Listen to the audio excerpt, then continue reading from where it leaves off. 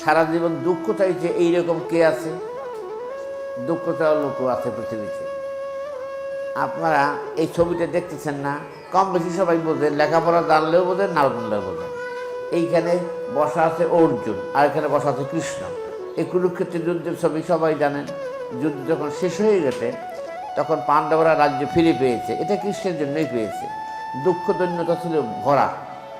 যখন রাজ্য ফিরে পেয়েছে, সিংহাসন ফিরে পেয়েছে, তখন এই কৃষ্ণ গিয়ে বলতেছে কুঁদিলে ভিতরে সম্পর্কের পিসি, বলতে আমি এখন চলে যাই, আবার যখন প্রয়োজন দেখা দেবে তখন তুমি ওকে ডাকবে, সাথে সাথে চলে আসবে।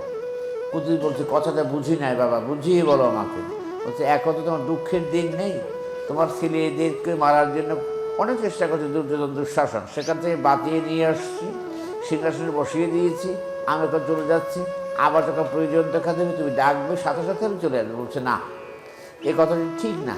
বলতে কেন ঠিক না? বলতে সারা জীবন দুঃখ রেখে থাকো, তাতে আমার লাভ।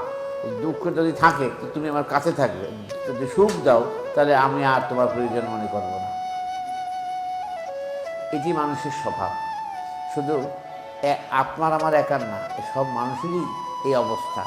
যতক্ষণ সুখ মনে করে অর্থবিত্ত, ততক্ষণ পর্যন্ত ঈশ্বর বা ভগবানকে সে কম প্রয়োজন বোধ করে। যখন দুঃখের আঘাত লাগে তখন ভগবানের প্রয়োজন বোধ করে।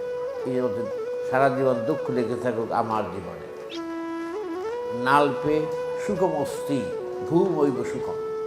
সুখ ইচ্ছা করলে পাওয়া যায়, এটা ঠিক না। যদি আবার সুখের ভূমি তৈরি করা না থাকে, যদি ভগবান বিচ্ছিন্ন জীবনযাপন করি, তবে আমার জীবনে দুঃখ নেমে আসতে পারে। বিত্ত বৈভব থাকা ভালো, কিন্তু এর অহংকার এটি মোটেই সুখকর নয়।